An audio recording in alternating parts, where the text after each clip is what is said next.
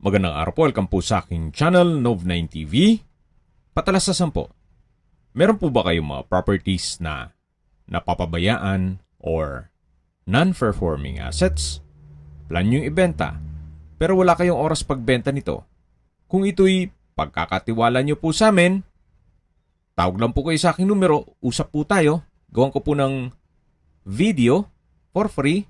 Yes, libre po. Wala po kayong babayaran. Tutulungan pa namin kayong mabenta ang inyong property. Kami na po bala sa marketing, sa boosting, pati po sa paid advertisements, even sa tripping. Hindi na po kayo mapapagod sa pag-entertain ng mga buyers. Kami na po bala sa lahat. Tawag lang po kayo. Nandito po tayo ngayon sa isang exclusive subdivision dito sa Lipa, Batangas. Ito pong bagong video presentation natin ay isang pre-owned house and lot. May lot area po ito na 91 square meters at may floor area na 90 square meters more or less. May 3 bedrooms, 2 toilet and bath, covered car garage at spacious at extended balcony. Meron rin pong mga built-in cabinets. Nakabakod na po at ito po yung pedestrian gate. Yan po yung facade. May customized glass windows. At dito naman po yung garahe na naka-tile flooring. Maayos naman po ang pintura ng ceiling at wall, kaya wala po kayong ipapagawa dito. Ito po'y ready for occupancy at fully furnished. Opo, lahat pong makikita nyong furnishings except sa personal stuff ni owner ay kasama po. Kaya ang kulang na lang po dito, kayo at ang gamit nyo. Ito po yung main door na naka-solid wood door at welcome po dito sa bahay ni Ma'am at Sir. Ito po yung living area o salas na naka-ceiling cove design. May sala set, center table, may blinds na rin po ang glass windows. Then sa dulo po yung dining area na may dining set at meron pong sliding glass window papunta sa open lanay. Naka-ceiling cove design din po dito sa may dining area. Yan po yung tinutukoy ko na access door papunta sa open lanay. At dito naman po yung kitchen. Naka-kitchen countertop, stainless sink with faucet, wall-mounted kitchen cabinets, at meron din pong storage ng kitchen utensils. May kitchen window. Then dito naman po sa dulo ay may access door na papunta naman po ito sa service area. Then yan naman po yung diretsong garahe. Hanggang dyan po yung magiging service area. Yan po ulit yung kitchen. At matatanaw natin yung dining area, yung living area, at yung access door papunta sa open lanay. Ito pong living area ay may modern chandelier at may pin lamps. Dito naman po sa under stairs ay meron pong toilet and bath. Ito yung naka-solid wood door at kumpleto rin po ang bathroom fixtures gaya ng hand wash basin, shower, water closet, at naka-tile bathroom wall. Meron din po itong bathroom window.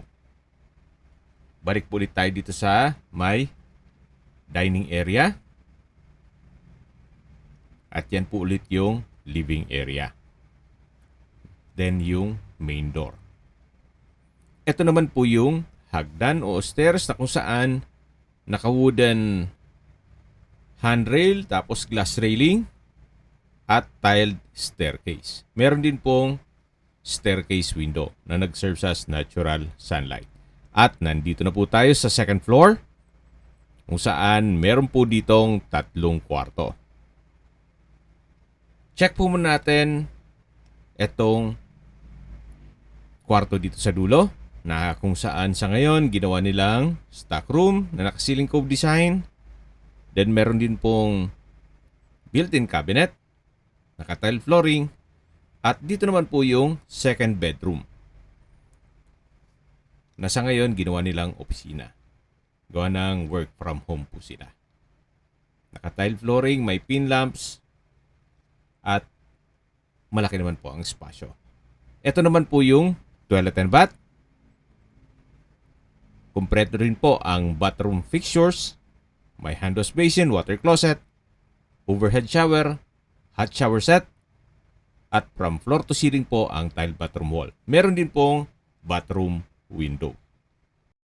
Check na po natin itong master bedroom. Naka-solid wood door, malaki ang espasyo, may bed frame and mattress, split type aircon, meron din pong Korean blinds, at ito'y naka-blackout curtain.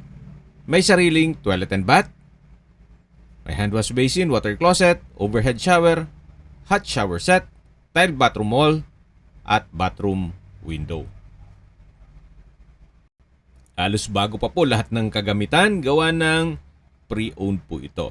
Ngayon lang po sila lumipat dito sa bahay na to. Tunghayan niyo po ulit itong master bedroom.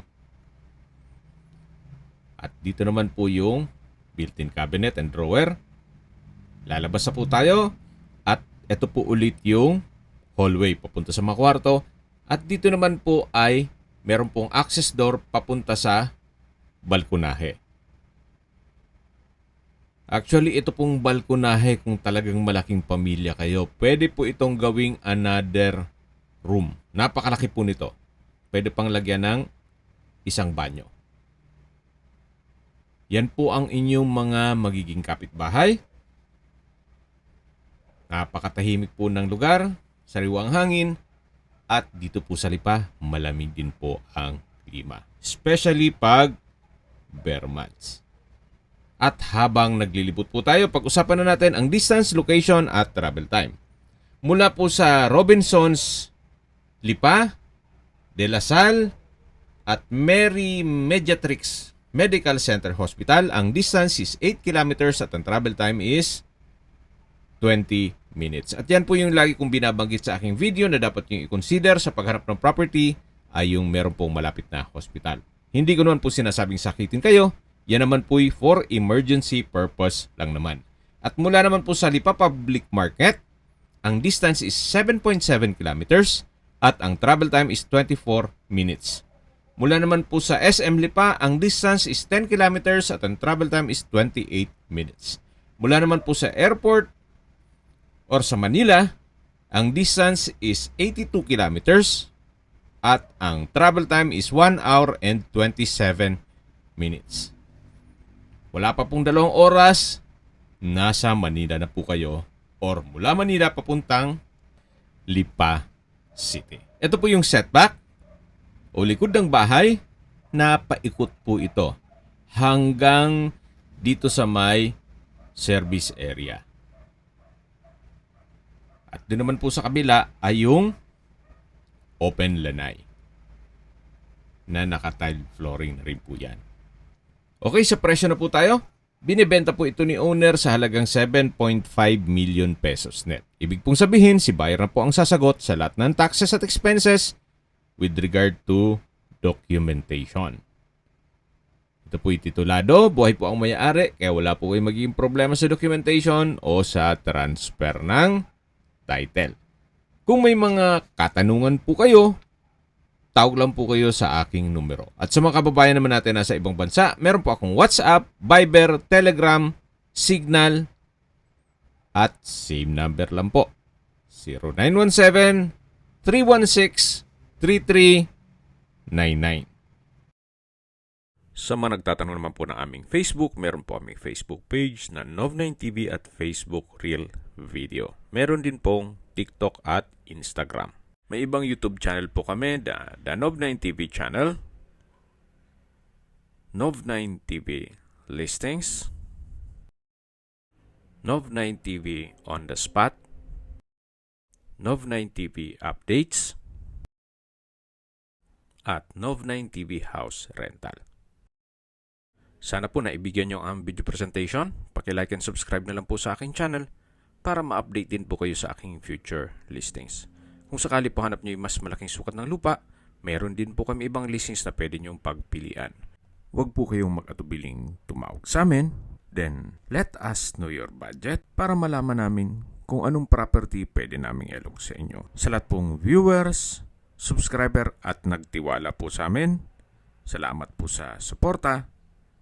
Ingat po kayo lagi at yung pamilya. Maraming salamat po.